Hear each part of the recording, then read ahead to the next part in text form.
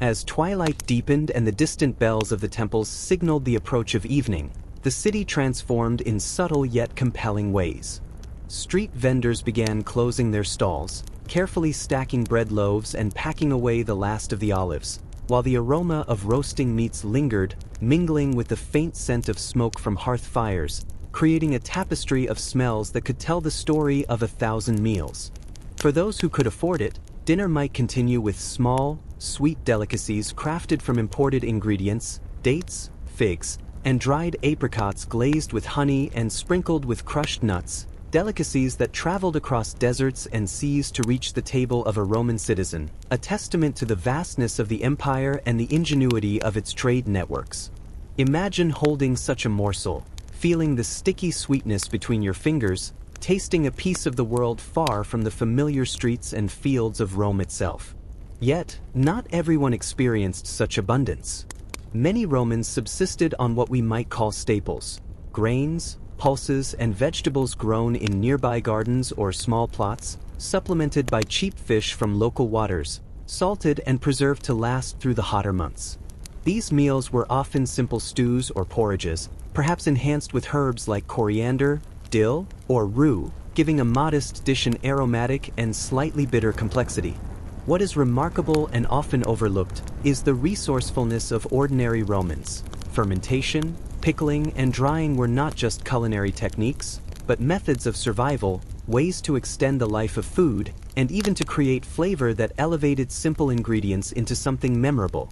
And while the wealthy experimented with sauces and rare spices, the common citizen found creativity in necessity, blending textures and tastes in ways that historians can only partially reconstruct, leaving much to imagination. In the grandeur of wealthy households, the act of eating became performance as much as sustenance. Picture a triclinium, the formal dining room with its 3 couches, arranged in a U-shape, where diners reclined on cushions, elegantly draped in fine togas or stolas, their hands reaching for platters of carefully prepared meats and vegetables. Dishes arrived in succession, each intended to delight the senses. Freshly roasted wild game, birds stuffed with dates and herbs, eggs garnished with sauces that sparkled with fermented fish or honey, and vegetables stewed with a subtle blend of olive oil, vinegar, and spices, their flavors layered in ways that could surprise even the most sophisticated palate. Meals were accompanied by diluted wine, sometimes sweetened with honey or flavored with herbs, sipped slowly as conversation flowed, ranging from philosophy and law to tales of distant provinces and the latest gossip from the forum. Interestingly, certain foods carried symbolic meaning. Lentils, for instance, were considered essential fare for funerals, a modest yet nourishing dish symbolizing the cycle of life and death, while honey was associated with health and longevity, often included in medicinal remedies or consumed to fortify the body after strenuous activity. Fish, particularly freshwater varieties, could signify wealth or refinement, while imported delicacies like pepper, saffron, and cinnamon marked the sophistication and reach of one's household. Even within the preparation and presentation, social hierarchy was evident. Slaves and servants moved silently among the guests, carefully replenishing wine, serving platters, and attending to every need, their presence invisible yet essential, highlighting the complex interplay between sustenance, status, and power. Festivals offered another layer of culinary and social exploration. During Saturnalia, the winter festival honoring Saturn, food became a communal expression of joy and indulgence, with tables overflowing with roasted meats, pastries, fruits, and sweetmeats, and social norms temporarily relaxed, allowing slaves and masters to share in revelry. Likewise, banquets during religious observances or civic celebrations often included rare ingredients and elaborate preparation, with entire kitchens dedicated to creating dishes designed to astonish, impress, or simply provide enjoyment, reflecting not only culinary skill but a subtle diplomacy, where generosity at the table could solidify alliances or assert influence. The sensory world of Roman cuisine extended beyond taste. The sounds of chopping vegetables, the crackle of roasting meats, and the occasional clash of ceramic and silverware created a soundscape that accompanied daily life. In taverns, the chatter of laborers mixed with the laughter of children, the clinking of coins, and the occasional bray of a donkey carrying goods into the city, producing a rhythm that punctuated each day. And yet, within this seemingly ordinary setting, moments of ritual and routine created a structured environment: breakfast, lunch, dinner, each with its own pace and customs, influenced by class, wealth, and geography, reflecting the broader patterns of Roman civilization. Outside urban centers, in the countryside, the experience of food took on a different character. Farmers and laborers rose with the sun, harvesting grains, tending vines, or collecting olives, preparing meals over open fires, often using whatever was freshly available from the land. Porridges of spelt or barley were common, sometimes enriched with vegetables or herbs, accompanied by small quantities of cheese or cured meats. Yet even here, variety existed. Wild fruits, nuts, and honey provided seasonal bursts of sweetness, while foraged mushrooms or greens added complexity. Life in rural villas or farmsteads balanced labor, sustenance, and occasional leisure, with food acting as both reward and necessity, nourishing the body for work while also reinforcing social and familial bonds. Interestingly, Romans were also fascinated by the exotic. Merchants and travelers brought ingredients from distant lands: dates from Arabia, pepper from India, almonds from Spain, and rare wines from across the Mediterranean.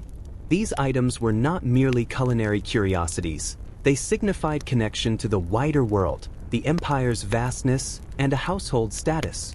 Serving a guest a dish flavored with imported spices was not just about taste, but about storytelling, demonstrating knowledge, wealth, and reach, an edible reminder that Rome stretched across continents, touching lives in ways both subtle and profound.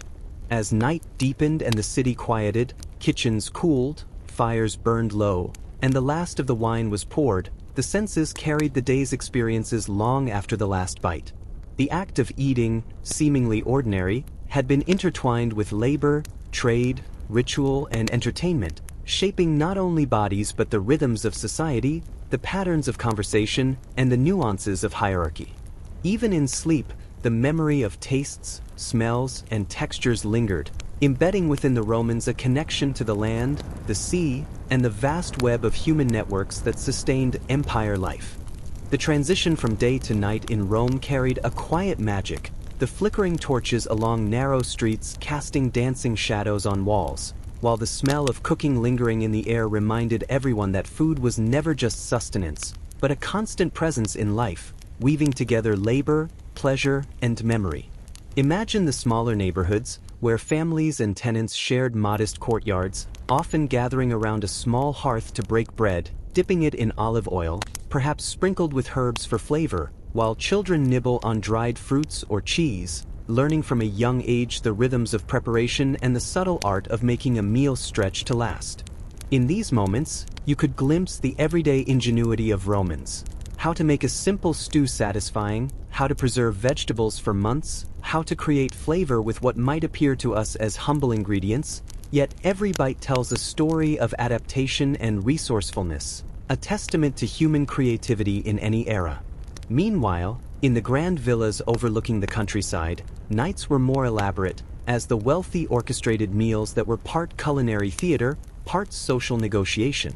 Trays of dormice stuffed with pine nuts and honey might circulate alongside bowls of fresh oysters, delicately opened and served with lemony sauces, while guests reclined on cushions, discussing politics, philosophy, or the latest news from distant provinces, perhaps a merchant from Gaul announcing the arrival of new spices or a senator boasting of a successful campaign in Hispania. The flavors themselves became conversation points: how the subtle bitterness of rue complemented the sweetness of honey, or how garum, that pungent fish sauce, could transform an otherwise mundane dish into a delicacy worthy of praise. And while these extravagances might seem almost theatrical, they were also deeply practical. For every plate, every ingredient, every detail signaled wealth, connections, and sophistication, reminding all present of the social hierarchies that structured the empire. The experience of food in Rome was inseparable from its wider culture. Festivals, both civic and religious, brought entire communities together in a shared celebration of flavor, labor, and tradition. During the Lupercalia, for instance, sacrifices of goats and dogs, strange as it may seem to modern sensibilities, were followed by feasting on roasted meats and bread, accompanied by wine and seasonal fruits, while games, songs, and dances filled the air with life. Street vendors set up temporary stalls, offering pastries, nuts, and cheeses to the crowds, making food a participatory aspect of the festival, available not only to the wealthy but to those who could afford a small taste, ensuring that even modest households were connected to the cycles of community and celebration.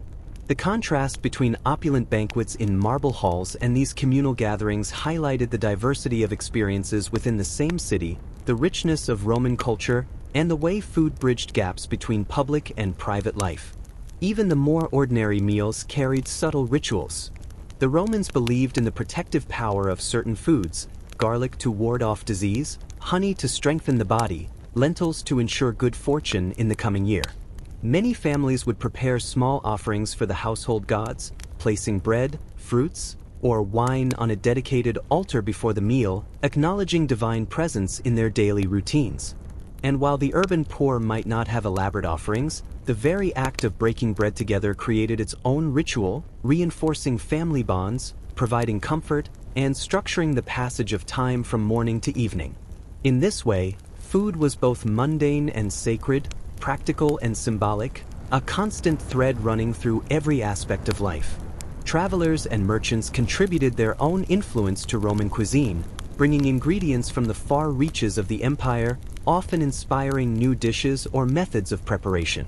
Pepper from India, saffron from Persia, figs from the Mediterranean islands. These ingredients were as much about prestige and taste as they were about novelty, allowing those with wealth and curiosity to experiment, combining flavors in ways that delighted or surprised, creating a culinary dialogue that spanned continents. Even the simplest home kitchens might adopt a touch of exotic spice, a practice that reflects not just taste but a subtle aspiration, the desire to connect a modest life with the grandeur of empire-wide culture. Children in Rome were not excluded from this culinary world. Their early experiences of food shaped taste, habit, and even imagination. They learned to appreciate fruits, grains, and cheeses, while observing the adults' sophisticated techniques with sauces, roasting, and wine dilution. In some households, tutors instructed children not only in letters and numbers but in the proper etiquette of dining, teaching how to cut, serve, and even taste with moderation, instilling an understanding that food was a form of education as much as nourishment. Meanwhile, street children or the poor learned survival through creativity. Foraged greens, salted fish, and simple porridges taught them not only resilience but an intimate connection to the land and sea, cultivating a practical wisdom that balanced scarcity and necessity.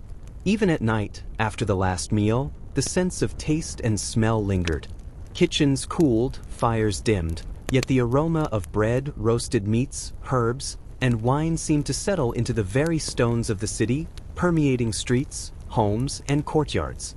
Slaves and servants, their day far from over, moved quietly, washing dishes, preparing the next day's bread, or storing perishables, ensuring continuity in an endless cycle of labor and sustenance. And beyond the city, in rural villas and farmlands, families rested after tending fields, vineyards, or orchards, reflecting on the day's labor and nourishment, a connection to land, labor, and legacy that echoed across generations. In these moments, it becomes clear that Roman food was far more than what appeared on the plate. It was a reflection of social order, a marker of wealth, a channel for ritual, an avenue for education, and a bridge connecting the far-flung reaches of the empire. From the exotic spices of traders to the simple herbs of a peasant garden, from lavish banquets to modest porridges, from festival feasts to daily sustenance, the culinary world of Rome was a dynamic, living expression of civilization itself. And even as the night deepens, one can almost hear the whispers of the past, carried through the lingering smells, the empty platters, and the stories embedded in every morsel. As dawn broke over the rooftops of Rome, the first light revealed streets still damp from the night's dew, and the scent of freshly baked bread mingled with the earthy aroma of the Tiber, reminding the city's inhabitants that another day of labor, trade, and meals awaited them. In the quieter neighborhoods, women and children moved to the hearth, preparing the day's first sustenance, often a simple mixture of bread, porridge, and fresh fruit, yet even this modest routine carried nuances that connected them to centuries of culinary tradition. Each loaf of bread was shaped carefully, kneaded by hand, sometimes flavored with herbs like dill or coriander, and occasionally sweetened with honey, a subtle indulgence that transformed a basic staple into something comforting and personal. Outside, market stalls gradually came alive as fishmongers displayed their catch from the morning waters, olives gleamed in the sunlight, and barrels of wine waited for eager patrons, each item a node in a complex web connecting local labor, trade networks, and daily life. For those with means, the morning meal could be a delicate affair. Households of wealth would sometimes consume pastries filled with dates or almonds, accompanied by spiced wine, a drink carefully diluted with water to both enhance flavor and promote health. Ingredients like saffron, imported from far-flung lands, or imported dried fruits, might grace these tables, signaling not only taste but status, and demonstrating an awareness of the broader empire that supplied such luxuries. Even the choice of utensils, plates, and serving vessels mattered.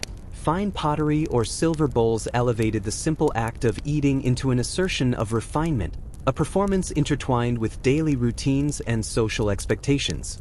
The way food was presented, tasted, and shared reflected not only personal preferences but the rhythms of a civilization where every meal was infused with history, ritual, and meaning. In urban homes of more modest means, the story of food intertwined closely with the rhythms of labor. Porridges made from barley or spelt provided the energy necessary for hard work, while beans, lentils, and seasonal vegetables ensured a balance of nutrients. Fish, often salted or smoked to preserve it, offered a vital protein source, while fruits gathered from local gardens or foraged in the surrounding countryside added occasional sweetness. These meals were practical yet carefully managed, for the poorest citizens relied on the daily market or their own ingenuity to create variety and taste from limited resources. Even in scarcity, the Romans developed subtle culinary strategies. Fermenting, pickling, and drying not only preserved food but created flavor, demonstrating that necessity could inspire both survival and pleasure. Entertainment, even in modest homes, frequently revolved around food. Simple games, storytelling, and the sharing of small treats kept children engaged while adults discussed news, weather, or family matters. In taverns and inns where travelers and locals mingled, bread and cheese or small portions of fish could accompany conversation and gossip, producing a sensory environment in which taste, sound, and human interaction were inseparable. Vendors called out from carts, offering pastries, nuts, and olives, while musicians might wander by, their lyres or flutes providing a gentle soundtrack to daily life, and the smell of cooking fire from nearby kitchens created an invisible connection, linking everyone through the medium of food. The empire's vast reach introduced Romans to ingredients and techniques that continued to transform their culinary landscape. Pepper and ginger, imported along trade routes that spanned deserts and seas, added complexity to familiar dishes, while nuts, dried fruits, and exotic wines provided both variety and status. Even the act of drinking wine was refined. Romans diluted it with water, sometimes infused it with herbs, and occasionally sweetened it with honey or dates. These choices reflected a combination of practicality, taste, and social signaling, demonstrating that food and drink were never simply about survival, but about experience, perception, and identity. Religious and civic rituals often intertwined with food, infusing daily life with deeper meaning. Sacrifices, offerings, and festival meals brought communities together, blending flavor, symbolism, and communal activity. For instance, wheat, figs, and wine were commonly offered to household deities, small but significant gestures that linked domestic life to spiritual practice. Civic festivals, with their shared feasts and public entertainments, created occasions where food became a vehicle for celebration, communication, and reinforcement of social hierarchies, as citizens of varying wealth and status partook in shared rituals that bound the community together while subtly marking differences in access and privilege. Even in the midst of military campaigns or travels along the empire's roads, Romans carried with them knowledge and appreciation of food. Soldiers' rations, though simple, grains, salted meat, dried fruit, were carefully balanced to provide energy for long marches and sustained labor. Occasionally, local markets along the roads offered fresh ingredients, and veterans might recall flavors from distant provinces, embedding culinary memories into personal and collective histories. The spread of Roman influence across Europe, North Africa, and the Near East facilitated a two-way exchange. Not only did Rome impose its culinary habits, but local traditions subtly influenced Roman cooking, creating a dynamic and evolving food culture. At the center of this culinary web were the kitchens themselves, often bustling with activity, whether in the grand villa or the small urban dwelling. Fire management, preparation, seasoning, and storage demanded constant attention, while cooks, often slaves or specialized workers, demonstrated expertise that blended practicality with artistry. In wealthier households, entire teams could be devoted to different aspects of preparation, from roasting to sauce making, ensuring that each meal satisfied both taste and social expectation. In smaller homes, ingenuity compensated for limited hands and resources, as one person might manage multiple tasks, preserving and preparing ingredients with efficiency and subtle skill, demonstrating that culinary creativity is rarely limited by circumstance, but rather inspired by it. As the day progressed, and the sun climbed high over the tiled rooftops and bustling forums, food remained a constant thread weaving together labor, leisure, and culture. Street vendors, taverns, and domestic kitchens produced a symphony of sights, sounds, and smells that defined daily life. From the humble porridge of the poor to the sumptuous banquets of the wealthy, each meal a reflection of social order, personal taste, and the empire's interconnected reach. Even the simplest ingredients carried stories: the olive oil pressed in nearby groves, the wheat ground in local mills, the fish preserved in brine or smoked for longevity, all forming a living tapestry that connected every household to the broader rhythms of Roman life. By midday, the Roman streets buzzed with activity, the sounds of carts rumbling over cobblestones, merchants calling out their wares, and the occasional laughter of children mingling with the persistent aroma of bread, roasting meat, and fresh herbs. Food in Rome was never merely a private affair. It lived in the streets, in markets, in temples, and in homes, a constant presence that shaped the rhythm of life and tied the city together. Consider the morning's catch from the Tiber, small fish laid out on wooden stalls, their scales glinting as sun caught them, ready for a housewife to carry home and incorporate into a stew or grill over coals. Nearby, a vendor might be offering olives, some brined for preservation, others fresh, their slightly bitter tang a perfect complement to bread or cheese, while aromatic herbs, rosemary, dill, rue, sat in small baskets, ready to enhance the simplest meal with subtle complexity. Even the humblest household absorbed these ingredients, their choices reflecting not only availability but taste, tradition, and ingenuity. In the domus of wealthier citizens, preparations for cena, the main meal, were in full swing. Slaves moved briskly, carrying trays of exotic ingredients, dates and figs from the eastern provinces, almonds from Spain, and spices like pepper or cumin imported through vast trade networks that stretched from the empire's edges.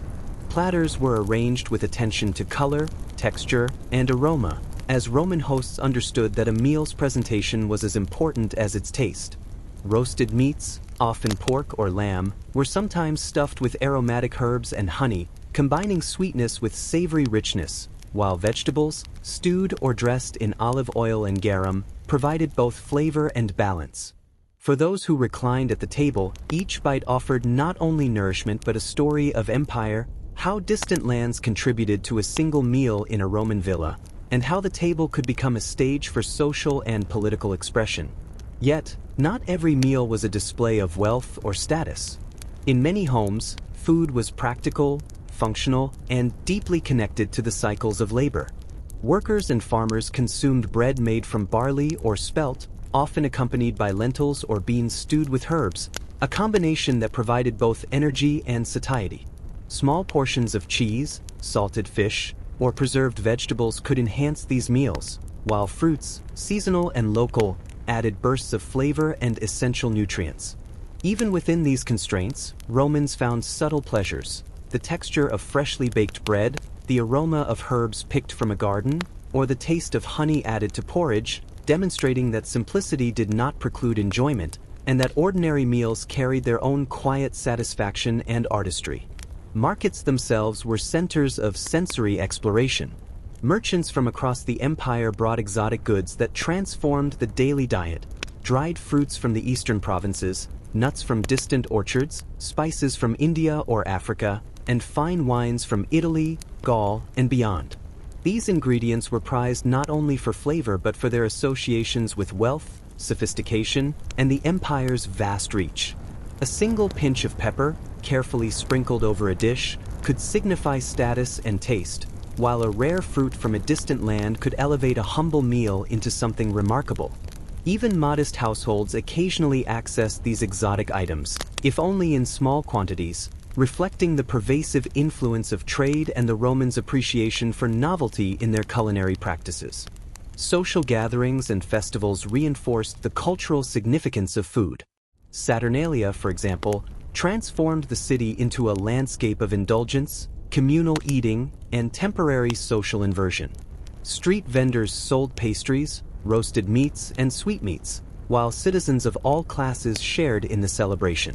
In wealthier households, banquets might extend over several hours, with courses served in a deliberate sequence, showcasing culinary skill and reinforcing social hierarchy. Music, conversation, and performance intertwined with the act of eating, creating a holistic sensory experience where taste, sound, and visual spectacle were inseparable.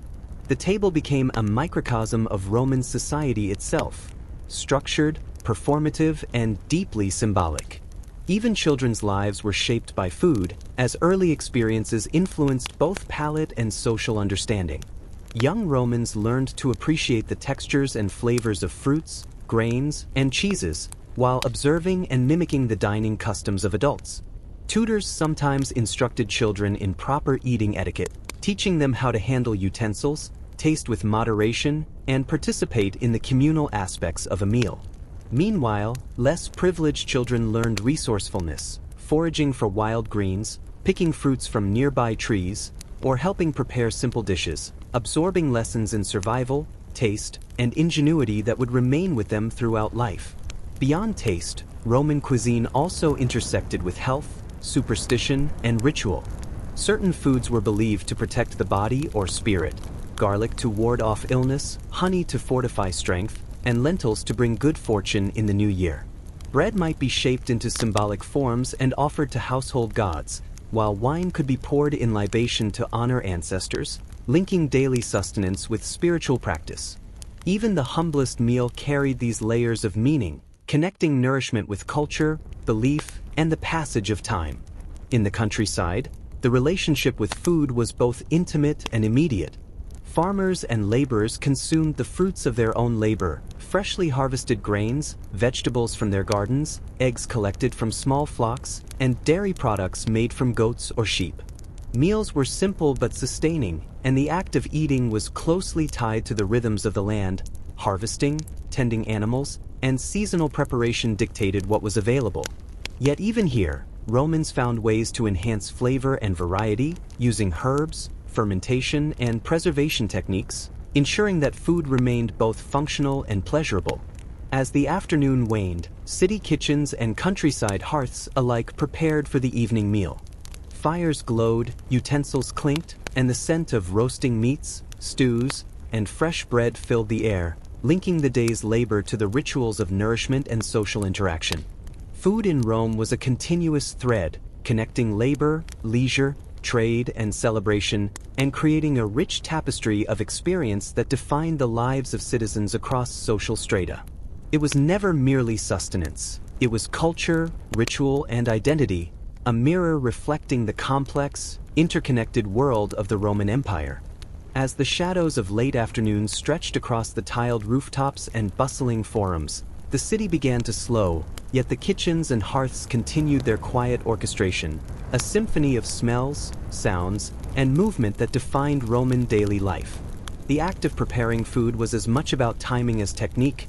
Grains needed to be ground, vegetables washed and chopped, fish cleaned and salted, and meats roasted to perfection, often on spits turned carefully over coals, ensuring even cooking and a rich, savory aroma that drifted through streets and courtyards alike. In wealthier homes, slaves moved in practice synchrony, attending to multiple dishes simultaneously, while in more modest dwellings, a single cook might manage everything, turning limited ingredients into meals that sustained the family and delighted the senses. Even a simple porridge could be enriched with a few herbs, a drizzle of honey, or a small amount of cheese, transforming necessity into comfort and sustenance into small daily pleasure. Street life in Rome was inseparable from food. Vendors called out from carts piled with olives, nuts, pastries, and fish, their voices blending with the chatter of shoppers and the occasional bray of pack animals. Marketplaces were arenas of both commerce and social exchange. Gossip, news, and recommendations passed between citizens, sometimes accompanied by tasting small morsels offered by enthusiastic sellers. Children ran between stalls, sampling fruits or nuts, learning from a young age the vibrant, ever-changing tapestry of flavors that defined city life. Even the aroma of bread from communal ovens, baked in large hearths or clay domes, signaled community rhythms, as neighbors timed their routines to coincide with the availability of freshly baked loaves, warm and fragrant, ready to be torn and dipped in oil or honey. The diet of the Romans reflected not only taste but social hierarchy. The wealthy could indulge in elaborate banquets, often featuring multiple courses and exotic ingredients. Dormice stuffed with pine nuts and honey, oysters, or rare fish from distant seas graced these tables, their preparation involving meticulous attention and a subtle understanding of flavors. Guests reclined on cushions, engaging in conversations that ranged from philosophy to politics, while music, poetry, and performance enriched the sensory experience of the meal. Even the smallest detail, the way wine was diluted with water, the arrangement of platters, the use of imported spices, was both culinary and cultural, demonstrating sophistication, wealth, and a connection to the broader empire. For ordinary citizens, meals were more pragmatic but no less meaningful. Porridges made from barley or spelt, lentils, beans, and seasonal vegetables provided necessary energy for labor, while small additions of cheese, salted fish, or preserved fruit offered flavor and nutrition. These meals reflected resourcefulness and ingenuity, as families maximized what was available, creating variety and satisfaction from limited ingredients. Even in scarcity, Romans developed methods to preserve food, ferment flavors, and make modest dishes enjoyable, ensuring that the daily act of eating reinforced both survival and pleasure. Religion and superstition intertwined with culinary practices. Certain foods were thought to possess protective or restorative properties: garlic to repel illness, honey to fortify strength, lentils for good fortune, and bread baked in symbolic shapes offered to household gods. Wine might be poured in libation before a meal, a quiet acknowledgement of divine presence, while during festivals, entire communities shared in feasts that reinforced social cohesion and celebrated cultural identity. Even simple daily meals carried these layers of meaning, linking the mundane act of eating with spiritual and cultural rhythms. The countryside offered a contrasting perspective. Farmsteads and villas relied on ingredients harvested and prepared on-site, grains milled into flour, vegetables plucked from gardens, fruits gathered from orchards, and dairy products derived from goats, sheep, or cows. Meals were straightforward but nourishing, designed to sustain laborers, artisans, and their families. Herbs, fermentation, and preservation enhanced flavors, demonstrating that even in simplicity, culinary ingenuity flourished. Seasonal changes dictated available ingredients, ensuring that the rhythm of the land governed not only work but taste, and that each bite was connected to cycles of growth, harvest, and storage. Even in times of scarcity, Romans demonstrated creativity. Legumes, grains, and foraged greens formed the backbone of most meals, yet subtle preparation techniques, stewing, drying, pickling, created textures and flavors that delighted the senses. Families learned to combine small quantities of ingredients into dishes that were satisfying, flavorful, and nourishing, a testament to resilience and resourcefulness. Children absorbed these lessons, learning not only taste but problem-solving, experimentation, and cultural continuity. Trade expanded the possibilities of Roman cuisine. Spices, dried fruits, nuts, and rare wines arrived from distant provinces, enabling experimentation and social signaling. Pepper from India, almonds from Spain, dates from Arabia, and fine wines from Italy and Gaul offered opportunities to demonstrate sophistication and worldly awareness. Even modest households sometimes acquired these items in small amounts, connecting everyday meals with the empire's far-reaching influence. Each ingredient carried stories of travel, trade, and conquest, reminding Romans that every meal was also a microcosm of the wider world. As the sun began its descent, kitchens and hearths prepared for cena, the day's main meal. The interplay of aroma, sound, and movement created an environment that defined the city's rhythm. Fire, smoke, and sizzling ingredients transformed simple spaces into hubs of activity, where preparation and anticipation combined to form a daily ritual. From bread to roasted meats, from simple porridge to honey-glazed pastries, from herbs to exotic spices, every meal reinforced connections between labor, taste, status, and culture. Food in Rome was never simply sustenance. It was the thread that wove together families, neighborhoods, commerce, festivals, and empire, reflecting the rich, interconnected life of one of history's most fascinating civilizations. As evening approached, the light softened over the city, bathing the streets in warm golds and deep shadows, and the aroma of food became a steady companion for those returning from work, markets, or errands. In the modest homes tucked into narrow alleys, families gathered around small hearths, the smoke curling toward the ceiling as women stirred pots of stew, bread baked slowly in clay ovens, and children nibbled on dried fruits or freshly gathered nuts. Even in these humble surroundings, attention to taste and sustenance was evident. A pinch of salt, a sprinkle of herbs, or a drizzle of olive oil could transform a simple meal into something satisfying, and every family had its own traditions, passed down through generations, subtle recipes and techniques that carried not only flavor but cultural memory. Meanwhile, in the larger domus, the preparations for cena intensified. Slaves moved with practiced efficiency, carving roasted meats, arranging vegetables and fruits on platters, and ensuring that every detail, from the seasoning of a sauce to the alignment of dishes on the table, was meticulously executed. The wealthy took pleasure not only in the taste of food but in the theater of the meal. Reclining on cushioned couches, wine in hand, they conversed, laughed, and debated, while the subtle interplay of aromas, colors, and textures created a sensory experience that went far beyond nourishment. Exotic spices like pepper or cumin, imported from distant provinces, were not just flavorings but symbols of status and knowledge, connecting the table to the empire's vast trade networks and reminding diners of the reach and power of Rome. For the common citizen, meals were smaller but no less meaningful. Porridges, lentils, beans, and seasonal vegetables formed the backbone of sustenance, while small amounts of cheese, salted fish, or preserved fruits added interest and nutrition. These ingredients, while modest, were treated with care and creativity. Herbs enhanced flavor, fermentation provided depth, and preservation allowed meals to last beyond the immediate harvest. Even the simplest dishes were infused with subtle pleasures, whether the crisp texture of fresh bread, the earthy aroma of stewed vegetables, or the sticky sweetness of honey drizzled on porridge. Through these practices, Romans of all classes engaged with food not only as a physical necessity but as a form of cultural expression and personal satisfaction. Markets and street life thrived well into the evening. Vendors offered the last of their goods, from pastries to nuts to small portions of fish, while children chased one another among the stalls, sampling morsels and laughing at the bustle. News, gossip, and recommendations passed from person to person, creating a lively tapestry of human interactions centered around food.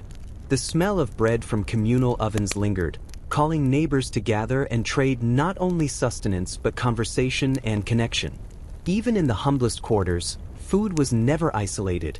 It was a communal, shared experience, shaping relationships and sustaining both body and society. Religious and ceremonial practices continued to influence culinary habits. Small offerings to household gods were common: bread, wine, and fruits placed on altars before the meal, acknowledging the divine in everyday life. Festivals like Saturnalia turned entire neighborhoods into shared dining halls, with street vendors, tables, and makeshift ovens providing sustenance for citizens of all classes.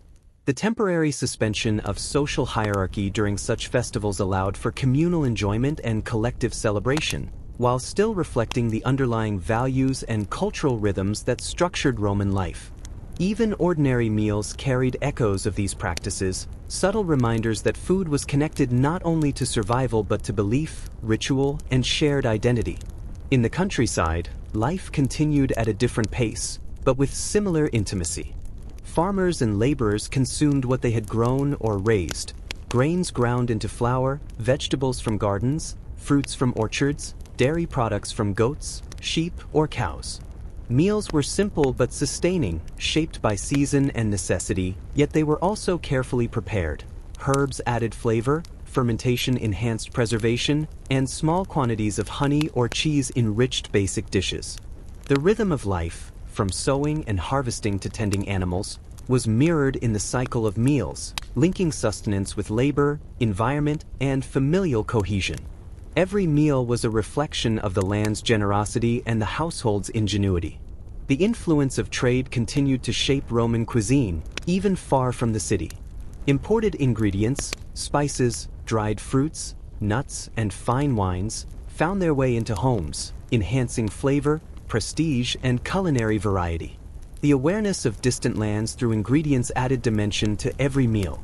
Pepper might transform a mundane stew, figs could sweeten a porridge, and almonds offered texture and aroma. Even in rural settings, small touches of these imports were coveted, demonstrating the interconnectedness of empire and daily life, and how Roman food culture extended beyond city limits to touch every corner of society. Children's interactions with food were both educational and formative. They learned the textures, flavors, and rituals associated with meals, observing adults and assisting in preparation. In urban settings, they might taste exotic ingredients or sweets from vendors, while in the countryside, they gained hands-on experience with grains, vegetables, and dairy. This education was as much about taste as it was about social understanding, as children absorbed lessons in patience, skill, and cultural norms, ensuring that culinary knowledge passed from generation to generation. Even after the final bites were eaten and the fires began to die down, the traces of food lingered. The smell of bread, roasted meats, herbs, and wine permeated streets, courtyards, and homes, a silent testimony to the continuous rhythm of sustenance and culture. Slaves and servants cleaned, stored, and prepared for the next day, ensuring that the cycle of preparation and consumption persisted without interruption. Food in Rome was a constant, binding the empire together through labor, trade, ritual, and shared experience, a reminder that even the simplest ingredients were threads in a tapestry of human ingenuity, culture, and life. As night deepened over Rome, the city transformed into a quieter, more intimate space, yet the influence of food persisted everywhere, echoing through alleyways, homes, and markets alike. Even the dimmest corners carried the faint scent of bread baked hours earlier, roasted meats, or herbs simmering in small pots, a lingering presence that connected every Roman, rich or poor, to the rhythms of daily life. In small urban homes, families gathered for the evening meal, often simple but carefully prepared, the act of eating itself reinforcing bonds and routine. Children shared the last pieces of bread or figs, learning that food was not merely a necessity but also an instrument of care, communication, and subtle artistry. Parents passed down knowledge of preservation, seasoning, and combination, teaching through both example and gentle instruction that every ingredient held potential, whether it came from the market or the family garden. Meanwhile, in grand villas and estates, the evening was a spectacle of preparation, anticipation, and subtle performance. Slaves and cooks orchestrated multiple dishes, balancing flavors and textures with practiced skill, roasted games seasoned with herbs and honey, stews infused with garum, and platters of fresh vegetables arranged alongside imported fruits and nuts. Wine, carefully diluted and sometimes spiced, flowed steadily, enhancing conversation and taste, while the aroma of cooking filled large halls, enticing guests and affirming social hierarchies. Dining was both sustenance and theater, a reflection of wealth, taste, and connection to the broader world, where every ingredient told a story of trade, conquest, or distant lands, reminding participants that even a single meal could be a journey across the empire. Even in ordinary households, the evening meal had its own significance.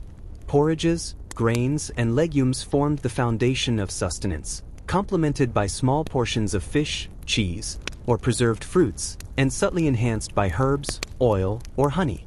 These meals, while simple, were infused with ingenuity. Preservation techniques like pickling, fermentation, and drying allowed ingredients to last, while careful combinations of flavors and textures elevated basic fare into satisfying nourishment. In every household, the evening meal provided a pause in the day, a space for reflection, conversation, and the quiet enjoyment of sustenance, linking survival to culture and necessity to pleasure. Markets and street life, though quieter at night, still left traces in the air. The last vendors packed away their goods, from nuts and olives to pastries and fish, while the echoes of conversations, laughter, and haggling lingered in the streets. Even when the city seemed to rest, food's influence persisted. The smell of cooking fires, the warmth of ovens, and the quiet movement of families and servants maintained a continuity that defined Roman daily life. Every bite, every preparation, every aroma reinforced social, cultural, and personal rhythms, creating a tapestry of experience that connected citizens to each other, to the land, and to the wider empire. Religion, superstition, and ritual also intertwined with food in the evening. Small offerings to household gods often accompanied meals, bread, wine, or fruits placed carefully on altars before the family ate. Festivals and seasonal observances could extend into the night, with communal feasts, music, and celebration, ensuring that the act of eating was never isolated from social and spiritual life. Even in the simplest domestic meals, these echoes persisted, reinforcing that food was simultaneously practical, symbolic, and deeply intertwined with identity, belief, and communal cohesion. The countryside presented a quieter, more intimate perspective. Farms and villas relied on their own produce, and meals reflected both labor and environment. Bread made from freshly milled grain, vegetables pulled from the garden, eggs collected from hens, and dairy from goats or sheep formed the basis of nourishment. Even in simplicity, attention to flavor was evident. Herbs enhanced taste, fermentation added depth, and small touches of honey or oil elevated routine meals. The rhythm of eating was bound to the rhythm of life. Sowing, tending, harvesting, and storing dictated what could be eaten and when, linking sustenance to labor, environment, and family tradition. Trade continued to influence even remote regions. Exotic spices, nuts, dried fruits, and wines arrived in small quantities, introducing novelty and variety to otherwise familiar meals. Pepper, saffron, or dates could transform a simple stew or porridge, and even a modest household might enjoy small tastes of faraway lands, creating a tangible connection to the vastness of the empire. Every ingredient told a story of distance, exchange, and cultural integration, reminding Romans that their daily meals were intertwined with commerce, exploration, and the broader world. Children, too, absorbed lessons from evening meals. Observing and assisting in preparation, they learned textures, flavors, and techniques, while also internalizing social customs, how to share, how to respect portions, and how to appreciate what was available. In urban settings, children might taste exotic treats from street vendors. In rural homes, they gained hands-on experience with grains, fruits, and dairy. This early exposure shaped not only taste and skill but also understanding of the social and cultural dimensions of food, ensuring continuity of tradition, knowledge, and pleasure across generations. As night deepened, kitchens cooled, fires dimmed, and the city grew quiet, yet the presence of food remained palpable. The lingering aroma of bread, herbs, roasted meats, and wine seemed to settle into the stones and walls, a reminder of the day's labor, sustenance, and culture.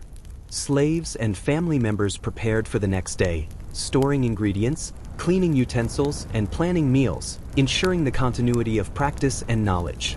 In this cycle, food was never static. It was a living thread, binding households, neighborhoods, and the empire together, reflecting survival, artistry, and the interconnectedness of Roman life in every morsel. The night air in Rome carried with it a subtle symphony of aromas, the lingering traces of meals prepared, consumed, and celebrated throughout the day. In the narrow streets and open courtyards, the faint scent of roasted meats, baking bread, and herbs intertwined with the cool evening breeze, reminding every passerby of the city's heartbeat, a pulse sustained by food, trade, and human activity. In modest homes, families settled around small fires, the soft crackle of flames accompanying the quiet rustle of spoons stirring stews or ladles ladling porridge into bowls. Children learned the rhythms of domestic life, observing their parents' techniques, inhaling the smells, tasting carefully chosen morsels, and absorbing lessons in patience, creativity, and the value of nourishment. Even the simplest dishes, barley porridge, beans, lentils, or a piece of cheese, were transformed through care and subtlety, demonstrating that flavor, like culture, could flourish within constraints. In grander houses, preparations for evening banquets were a meticulous, almost choreographed endeavor. Slaves moved with practiced efficiency, turning spits, arranging platters, seasoning sauces, and ensuring every dish was at the correct temperature, aroma, and appearance.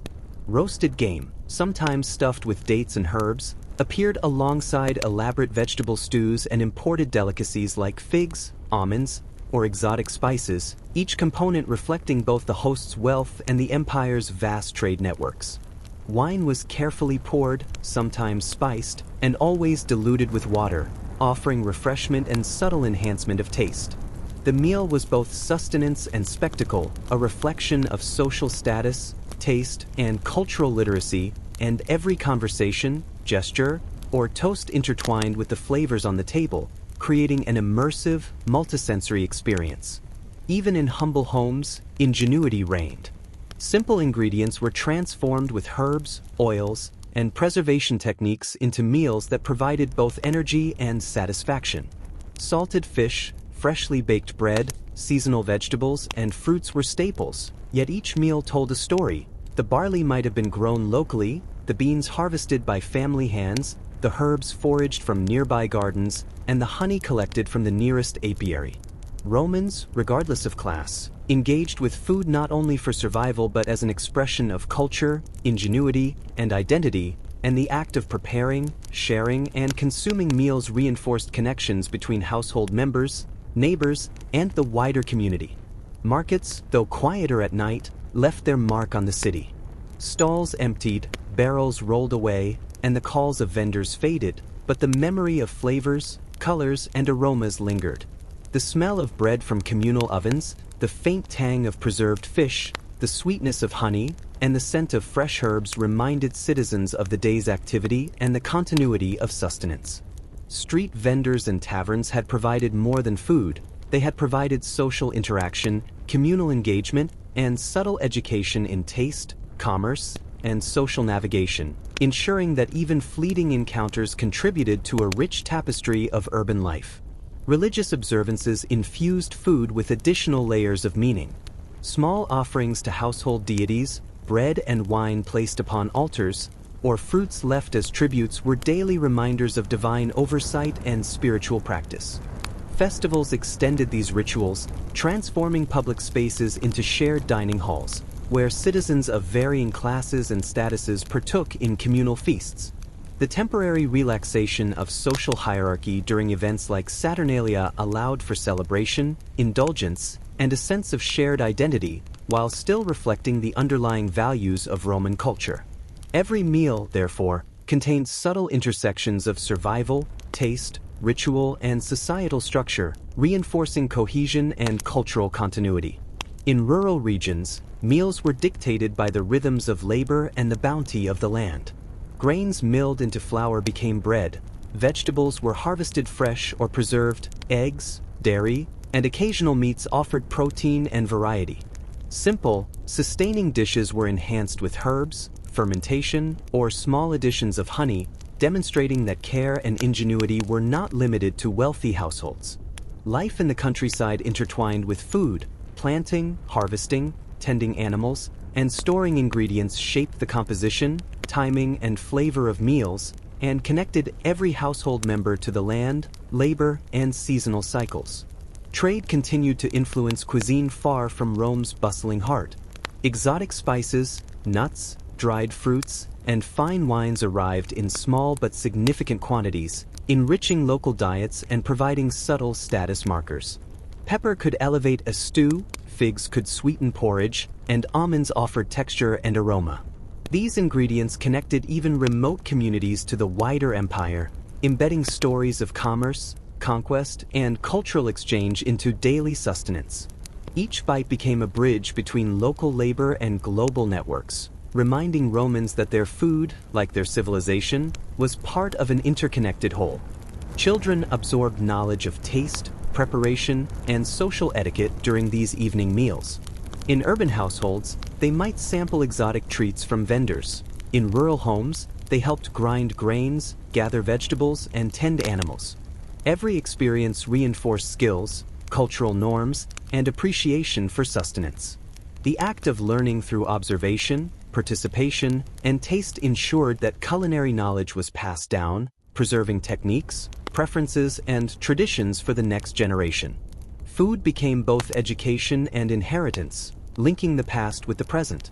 As the city and countryside alike settled into night, the lingering aroma of roasted meats, baked bread, herbs, and wine created an invisible continuity, tying together labor, sustenance, culture, and identity. Kitchens cooled, fires dimmed, and citizens rested, yet the influence of food remained pervasive. Every preparation, every meal, and every shared taste contributed to a living cultural narrative, embedding Roman daily life into a network of tradition, innovation, and human connection. In this way, sustenance was never merely functional. It was the thread weaving together families, neighborhoods, trade, and empire, a silent but essential pulse running through every Roman life. The quiet of late night in Rome was deceptive, for while many streets lay empty and the bustle of markets had subsided, the influence of food lingered in every corner. Fires in humble homes still glowed faintly, simmering stews and porridge, while the aroma of freshly baked bread, herbs, and roasted grains hung in the air as a subtle reminder of the day's rhythm.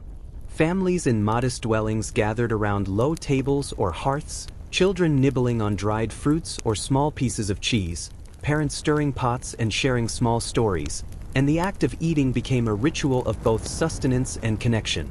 Even in these simple meals, care and ingenuity were evident. A pinch of salt, a drizzle of oil, or a sprinkle of herbs transformed basic ingredients into flavorful and satisfying nourishment. The quiet moments of shared food reinforced bonds, teaching children about patience, taste, and the importance of sustaining both body and family through thoughtful preparation. In wealthier houses, the evening meal often extended into a performance of social and cultural significance. Slaves moved in coordinated patterns, arranging platters of roasted meats, stews, vegetables, and fruits, ensuring that every dish was visually appealing and perfectly seasoned. Exotic ingredients, imported from distant corners of the empire, were incorporated into elaborate recipes. Dates from Arabia, almonds from Spain, figs from the eastern provinces, and spices like pepper, saffron, or cumin from distant lands added complexity, novelty, and prestige. Wine flowed steadily, often diluted or mixed with honey or spices, enhancing taste while serving as a subtle marker of sophistication. Conversations and laughter intertwined with the flavors and aromas, creating a multisensory experience that went far beyond mere sustenance, transforming the meal into a reflection of wealth, knowledge, and cultural engagement. Even ordinary households found ways to elevate their meals. Barley or spelt porridge, lentils, beans, and seasonal vegetables were staples, yet with careful preparation and small touches, these humble ingredients became satisfying, flavorful dishes. Preserved fish, cheese, and fruits provided variety, while techniques like pickling, drying, and fermentation ensured that ingredients lasted longer and flavors deepened. In every home, the act of cooking and eating was both practical and expressive, connecting daily survival to personal satisfaction, tradition, and the broader cultural tapestry. The city's streets, though quieter, still bore the traces of daily commerce and culinary life. The scent of bread from communal ovens, the faint tang of fish, and the sweet aroma of honey and baked pastries lingered, reminding citizens of the continuous pulse of food that had defined the day. Even in the absence of bustling markets, the influence of food permeated conversation, social interaction, and communal understanding.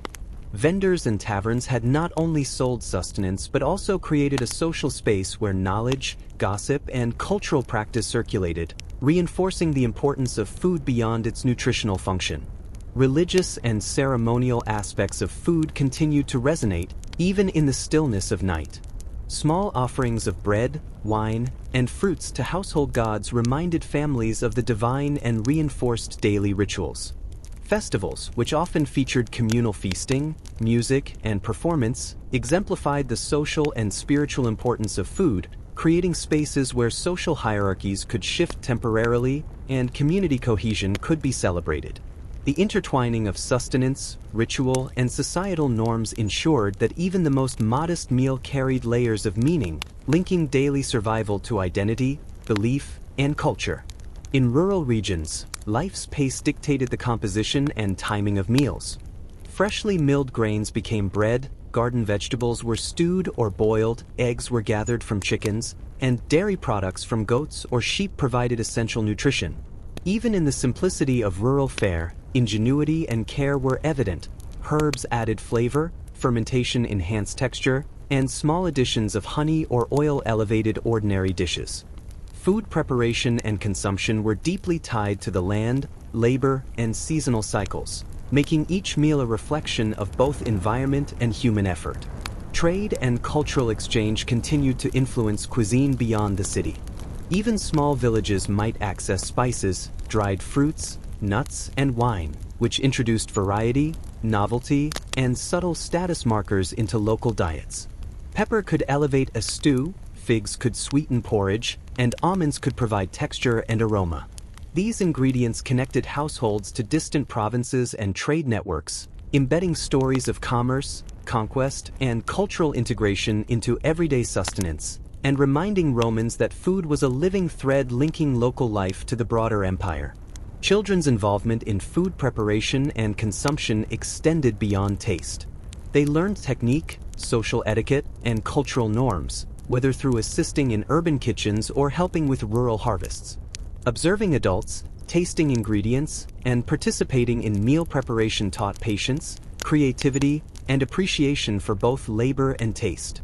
This hands-on education ensured that culinary knowledge, traditions, and values were transmitted across generations, embedding continuity, skill, and cultural memory in everyday life.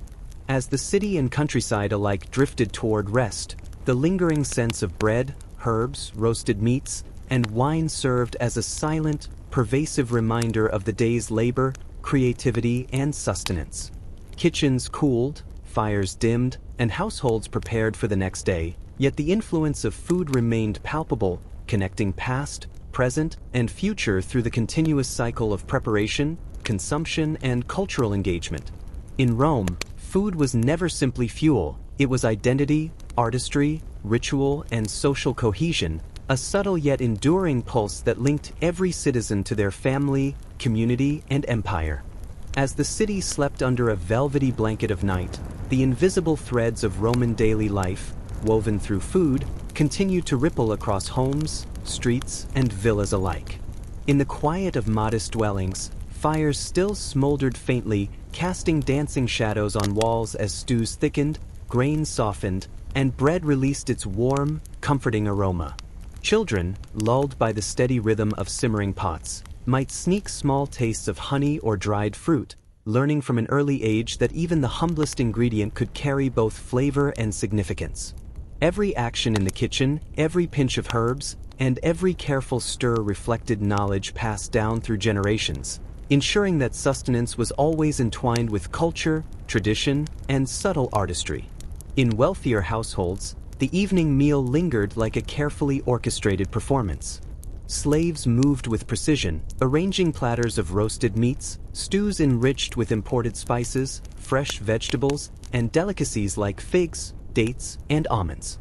Wine, often diluted or flavored with honey, circulated gracefully among reclining diners, enhancing flavor while signaling refinement and social awareness. conversation, laughter, and gentle disputes intermingled with the aromas of garlic, herbs, and roasted grains, creating an environment where food was inseparable from social identity, status, and cultural literacy. The very act of consuming a meal became a reflection of power, knowledge, and connection to the vast empire, where each ingredient told a story of trade, conquest, and faraway lands.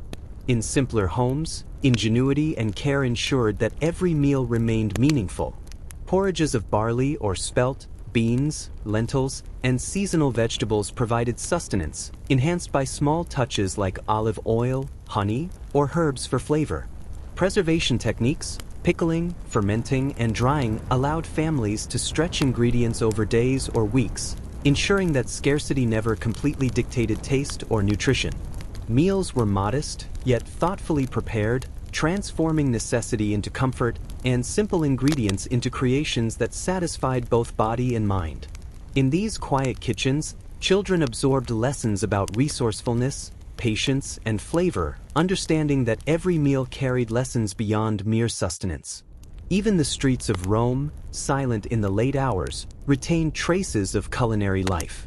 The scent of fresh bread from communal ovens, the lingering aroma of roasted meats, and the sweet hints of honey or dried fruits permeated alleys and courtyards. Vendors had long since packed away their goods, but the memory of taste, the whispers of commerce, and the social interactions of the day remained embedded in the city's atmosphere. Food, beyond its nutritional function, had shaped human interaction, social learning, and community cohesion, ensuring that even fleeting encounters reinforced the threads of Roman daily life. Religious and ceremonial observances continued to influence meals.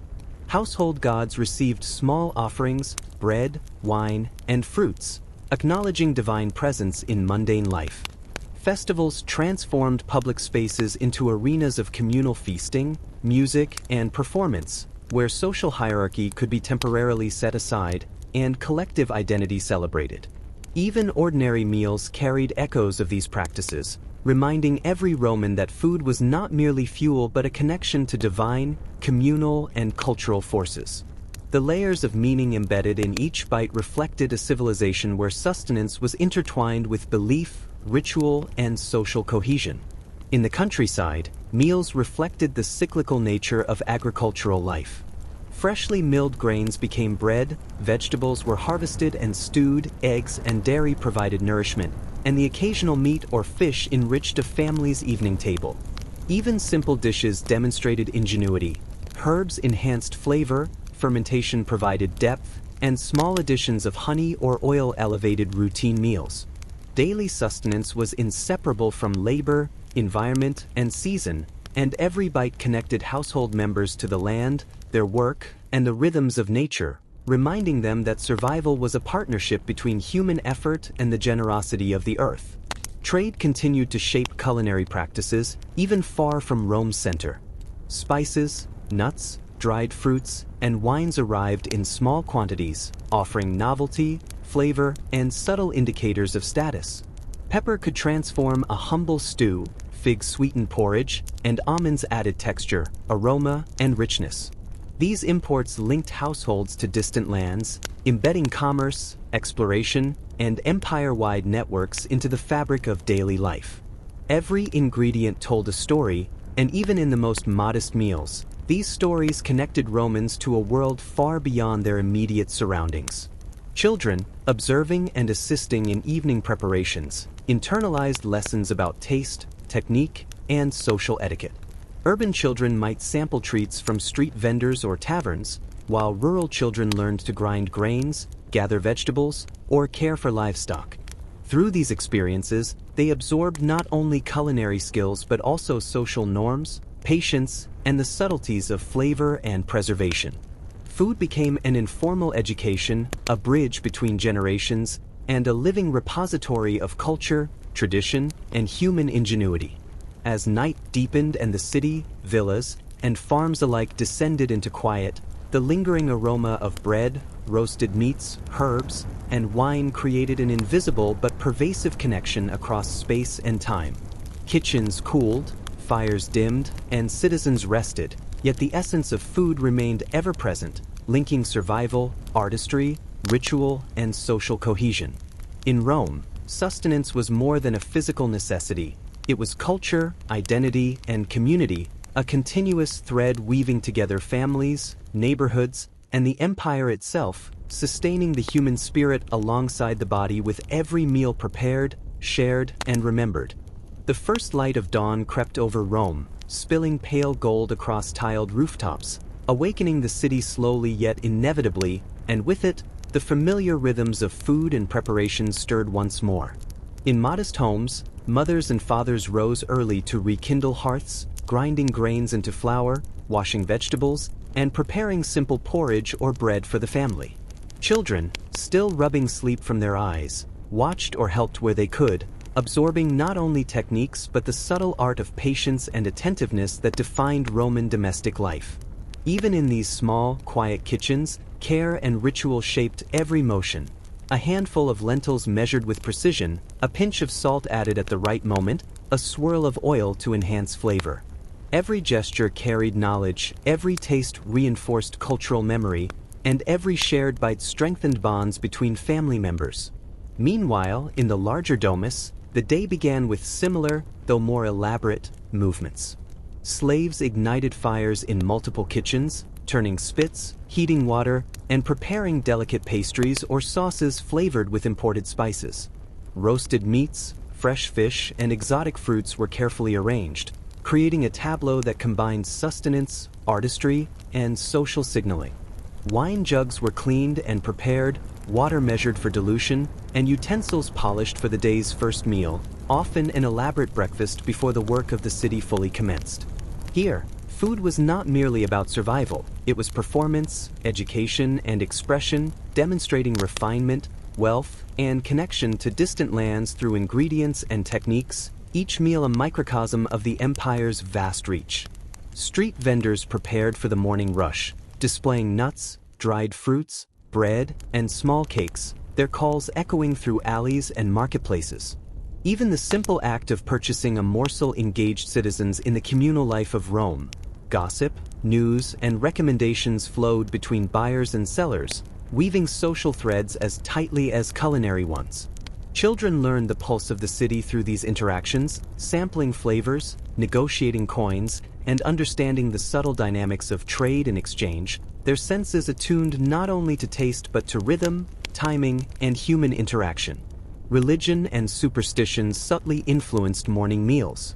Certain foods were believed to offer protection, strength, or fortune: garlic and onions for health, lentils for prosperity, and honey to soothe or fortify. Small offerings were made to household gods, bread or wine placed reverently on altars, linking sustenance to divine favor. Festivals and seasonal celebrations amplified these connections, with streets filled with communal tables, shared platters, and abundant laughter. Even in everyday meals, the echoes of ritual persisted, intertwining nourishment with belief, culture, and social cohesion. In rural regions, dawn brought labor as well as sustenance.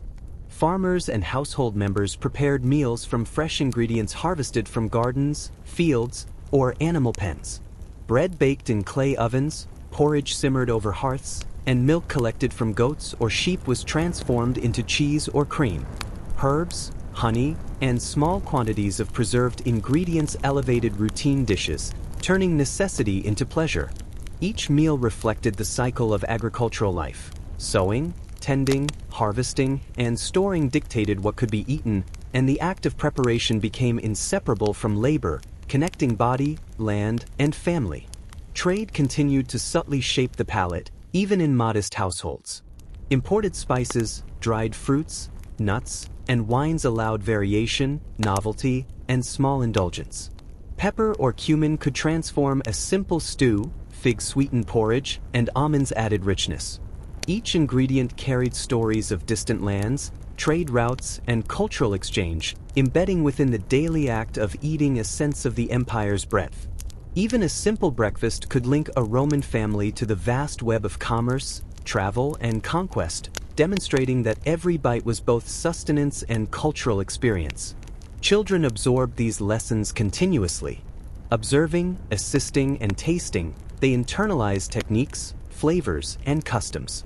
Urban children experienced exotic ingredients from vendors or taverns, while rural children learned to grind grains, gather vegetables, or milk goats.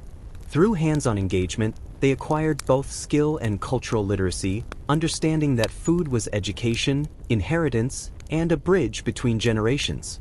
Every meal became a learning opportunity, embedding taste, technique, and social nuance into daily life. As Rome fully awakened, the scent of baking bread, roasted grains, herbs, and simmering stews filled streets, courtyards, and kitchens, threading a common experience through the lives of citizens across social strata. Kitchens glowed with the warmth of labor and anticipation, markets buzzed with activity, and the empire's culinary pulse resonated through every home, villa, and farm. Food was never merely functional. It was ritual, identity, artistry, and social glue, a living thread connecting households, neighborhoods, and provinces. In every loaf baked, every stew stirred, and every morsel tasted, the essence of Roman life, culture, and empire persisted, a constant and enduring rhythm. By mid-morning, the city of Rome hummed with renewed energy, the sunlight catching the red tiles and white stone walls, and the aromas of freshly baked bread, roasted meats, and simmering herbs mingled with the cool air, creating a sensory map of the city's daily rhythm. In modest homes, families were busy with the preparation of mid-morning meals, often simple yet carefully crafted, porridge sweetened with honey, bread toasted over small fires, or fresh fruit sliced and shared among children who laughed and chased each other through narrow courtyards.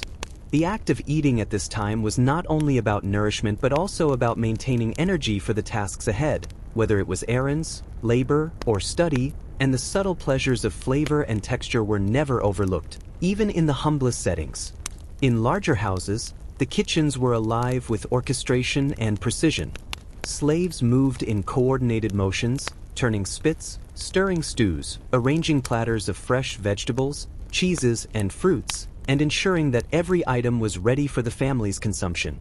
Imported spices and ingredients, pepper, saffron, cumin, almonds, figs, and dates, added complexity and variety, reflecting the household's status, wealth, and connection to the broader empire. Wine jugs were cleaned and prepared for later meals, sometimes infused with honey or herbs, providing subtle flavor and enjoyment.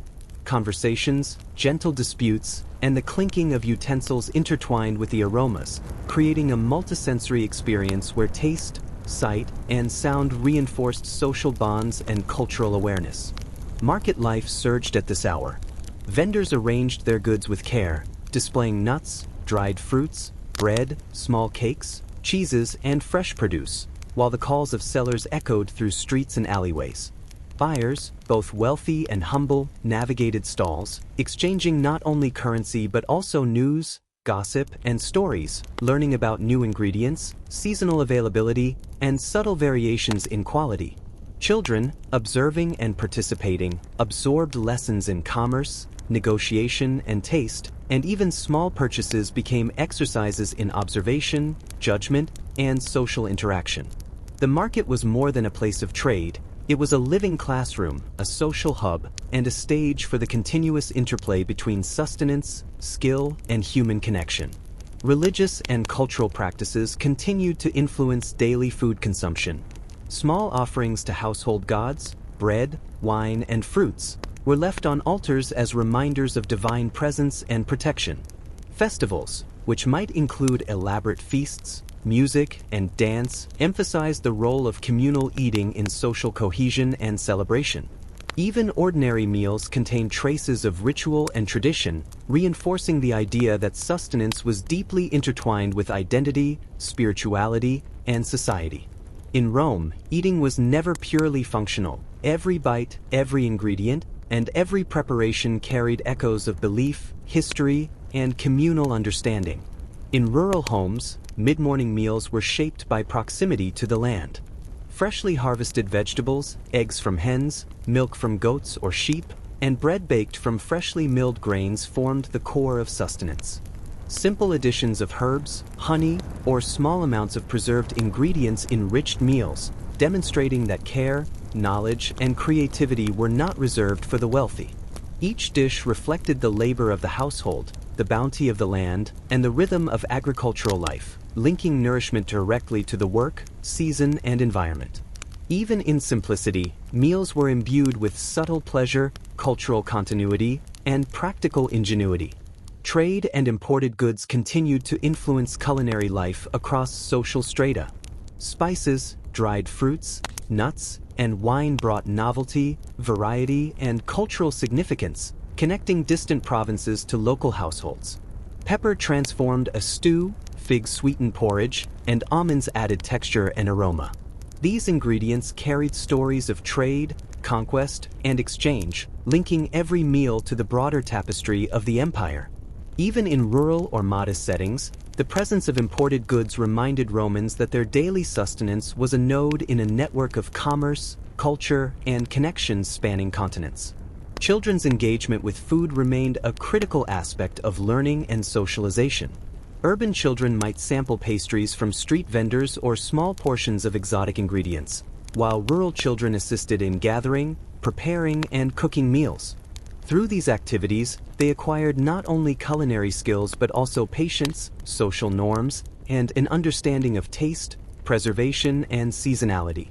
Food became an informal education, passing down knowledge, skill, and culture from one generation to the next, ensuring continuity of tradition and fostering subtle sophistication even in the youngest members of society. As the morning progressed and households moved into the tasks of the day, the influence of food lingered in the air, connecting all citizens, from the city streets to the countryside. The smell of bread baking, herbs stewing, and fresh fruits sliced became the backdrop for work, trade, learning, and social interaction. Food was the ever-present thread that wove together the empire's daily life, shaping experience, reinforcing culture, and nurturing both body and spirit. In every household, market, and field, sustenance was far more than survival. It was ritual, identity, education, and the quiet pulse of Roman civilization, linking the past, present, and future with every carefully prepared meal and every thoughtfully shared bite. As the sun climbed higher over Rome, casting bright light on white stone and terracotta roofs, the city's rhythm quickened, and food continued to play its invisible but essential role in everyday life. In modest homes, preparations for the midday meal began, often a simple affair, yet carefully orchestrated to ensure that family members had energy for the remainder of the day. Porridge, bread, legumes, and vegetables were brought together with subtle touches, olive oil, herbs, or honey, turning practical sustenance into something that delighted the senses. Children, curious and eager, helped gather ingredients, stir pots, or tear small pieces of bread, absorbing lessons about taste, texture, and the careful balance of flavors. Even in these unassuming settings, food was never purely functional. It was a bridge between generations, a source of comfort, and a subtle expression of culture and creativity. In wealthier households, the midday meal was more elaborate, a display of both skill and status. Slaves moved with practiced precision, arranging platters of roasted meats, fresh vegetables, fruits, and delicacies from across the empire.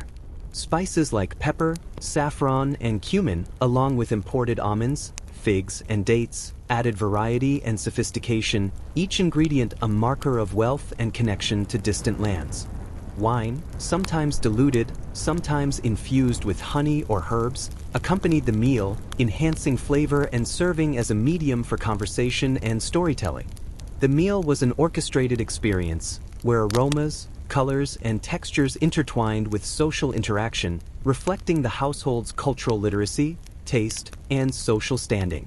Markets thrived during this hour, bursting with vibrant activity. Vendors displayed nuts, dried fruits, breads, cheeses, and seasonal produce, their voices calling out to passers-by and weaving the city together through commerce and social engagement. Buyers not only acquired sustenance but exchanged news, opinions, and gossip, creating a web of information and connection that extended far beyond the immediate transaction. Children, observing and participating, learned the subtle dynamics of trade, negotiation, and social hierarchy, and even small interactions at a market stall became lessons in both practical skills and cultural understanding. The marketplace was not merely a place to buy food, It was a social and educational space, a stage where flavor, commerce, and human interaction converged. Religion and rituals subtly guided midday meals as well. Small offerings to household gods, such as bread, wine, or fruit, reinforced the presence of the divine in daily life and underscored the spiritual dimension of sustenance. Festivals and seasonal celebrations added grandeur, with communal tables, abundant feasts, music, and performance, highlighting the role of food in creating social cohesion and reinforcing cultural norms. Even ordinary meals carried echoes of these rituals, reminding every Roman that nourishment was entwined with identity, belief, and society, that eating was simultaneously practical and profoundly meaningful. In rural homes, midday meals reflected a deep connection to the land. Freshly harvested vegetables, eggs, dairy, and bread formed the backbone of sustenance, often enhanced with herbs, oil, or honey. Even in the absence of exotic spices, care and ingenuity ensured that meals were flavorful and satisfying. The preparation and consumption of food were inseparable from labor and seasonality. Sowing, tending, harvesting, and preserving dictated what could be eaten, while the act of sharing meals reinforced family bonds and connected household members to the rhythms of the natural world. Trade and importation continued to influence even the most remote communities. Spices, dried fruits, nuts, and wine arrived in small quantities, adding novelty and variety to otherwise routine meals. Pepper could transform a stew, figs sweetened porridge, and almonds contributed texture and aroma.